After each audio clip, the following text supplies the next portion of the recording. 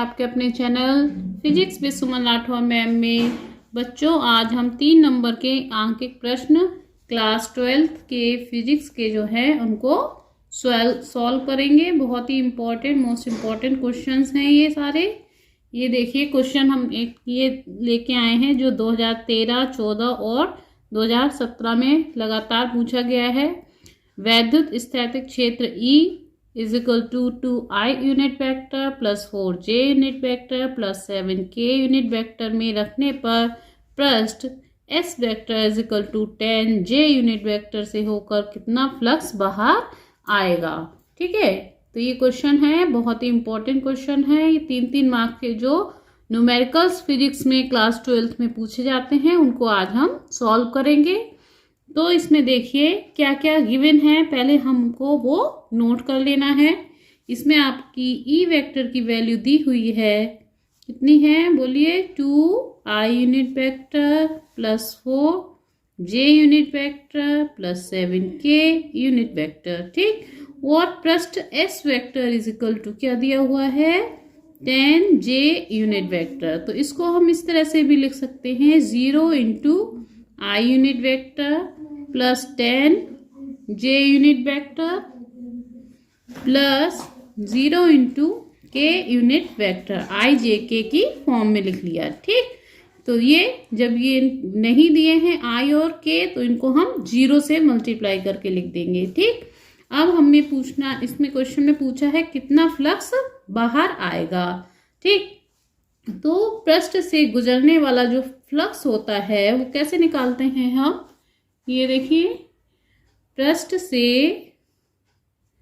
गुजरने वाला फ्लक्स वैद्युत फ्लक्स है।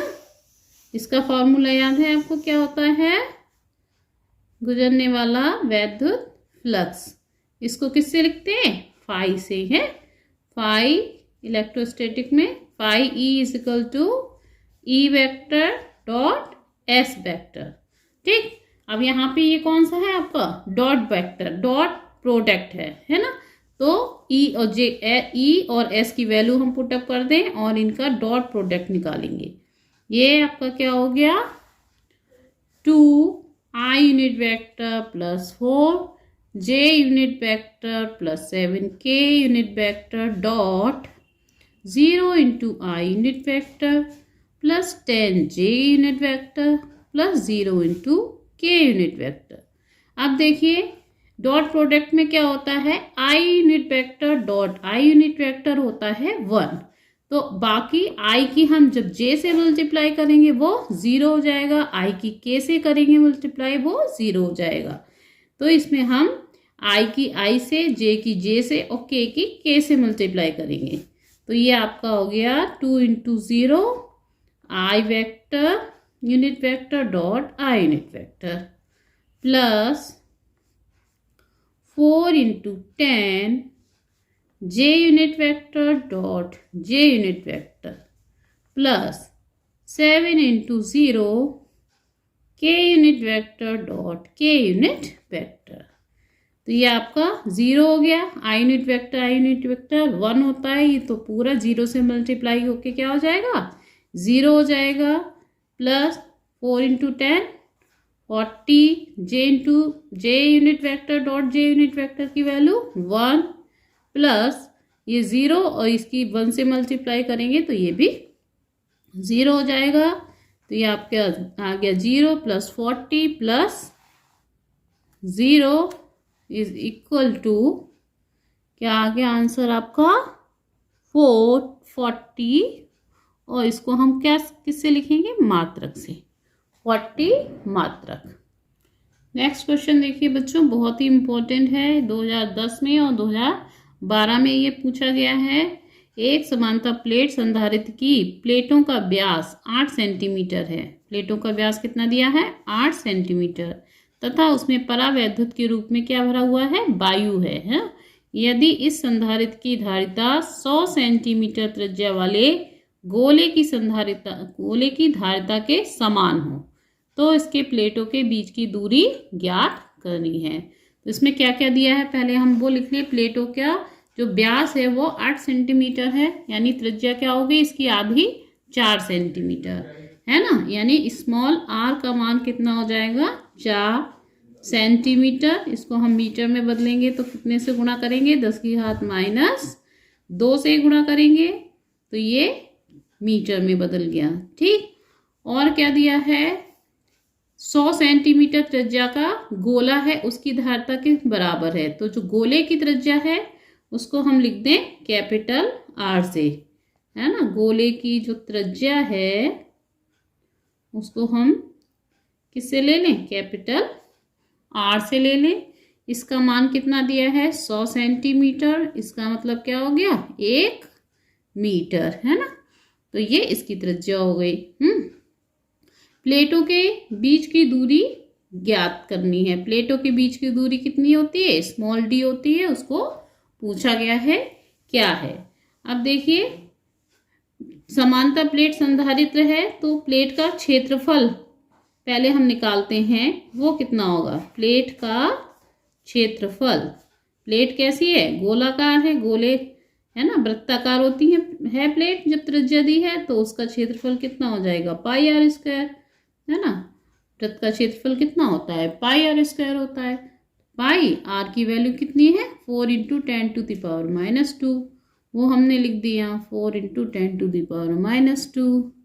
तो ये हो गया 4 पाई × 10⁻, यहाँ पे स्क्वायर करेंगे तो ये आपका कितना हो जाएगा 4 का स्क्वायर 16 पाई, और ये 10⁻² को स्क्वायर करेंगे तो -4 हो जाएगा। ठीक, तो इतना ये क्या हो जाएगा मीटर स्क्वायर। तो ये जो है प्लेट का क्षेत्रफल हो गया। अब समांतर प्लेट संधारित्र की धारिता, धारिता का सूत्र क्या होता है समांतर प्लेट संधारित्र की धारिता, समांतर प्लेट संधारित्र की धारिता, धारिता को किससे लिखते हैं सी से। सी का फार्मूला क्या होता है ε0A/d। ठीक, इस फार्मूले में हम ये वैल्यूज पुट अप करते हैं। ठीक, समांतर प्लेट संधारित्र की धारिता, इसका क्या फार्मूला है C = ε0A/d। ठीक, और गोले की धारिता कैसे निकालते हैं, गोले की धारिता इसका फार्मूला क्या होता है C = 4πε0 × r। अब क्वेश्चन में क्या दिया है कि दोनों की धारिता आपस में समान है, तो हम क्या लिख सकते हैं दोनों को इक्वल कर दो। इक्वल करने पे ε0A/d क्या हो जाएगा 4πε0 × r। ε0 से ε0 कैंसिल हो जाएगा तो A/d बराबर क्या रह जाएगा 4π × r। ठीक, अब देखिए आगे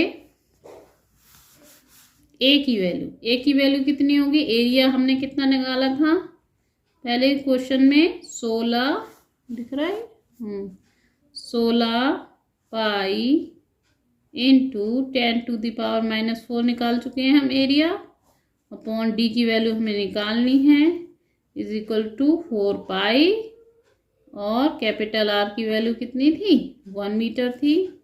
पाई से पाई कैंसिल, तो ये आपकी डी की वैल्यू कितनी आ जाएगी, ये देखिए डी इधर आ गया, ये 16 × 10⁻⁻4 ये रह गया, और ये 4 अपॉन में आ जाएगा ये, तो ये 4 से 16 कैंसिल, तो ये आपका कितना रह गया 4 × 10⁻⁻4 मीटर। और इसको अगर सेंटीमीटर में बदल के लिखना चाहो तो कितना लिख सकते हो 0.04 सेंटीमीटर।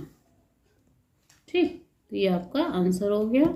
ये क्वेश्चन भी बहुत ही इम्पोर्टेंट है, तो इनको अच्छे से आप तैयार कर लीजिएगा और नेक्स्ट वीडियो में और क्वेश्चन कराएंगे।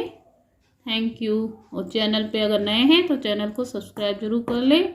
इसमें आपको इंटर के बोर्ड के तैयारी जो है 12th की कराई जा रही है।